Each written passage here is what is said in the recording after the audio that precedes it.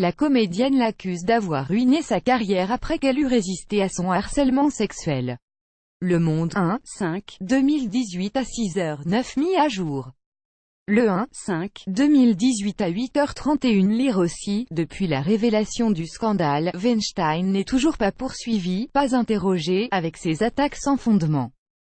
Weinstein a réussi à faire inscrire Madame Judd sur une liste noire et a mis fin pour elle à la possibilité de travailler sur ce qui est devenu une série de films générant des milliards de dollars et 17 Oscars, dit la plainte.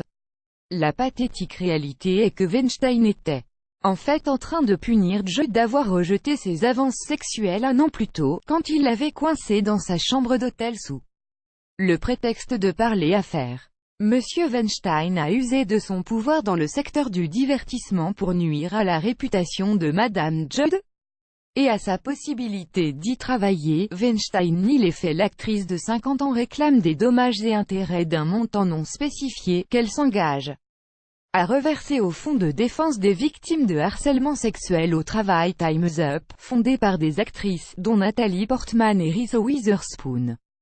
L'ancien producteur a nié avoir eu un rôle décisionnaire dans la sélection des acteurs pour Le Seigneur des Anneaux, qui a d'abord été produit par Miramax, son ancienne société, puis par une autre société de production, New Line Cinema. Lire aussi, l'avocat d'Harvey Weinstein défend la promotion Canapé. Le réalisateur vedette Peter Jackson a déclaré peu après l'éclosion du scandale Weinstein se souvenir de commentaires négatifs du producteur à propos d'Ashley Judd et Mira Sorvino, une autre actrice qui accuse Harvey Weinstein de l'avoir harcelée sexuellement.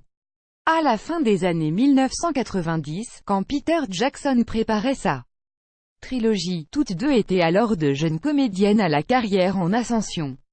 Les principaux rôles féminins de la trilogie ont finalement été tenus par Liv Tyler et Cate Blanchett.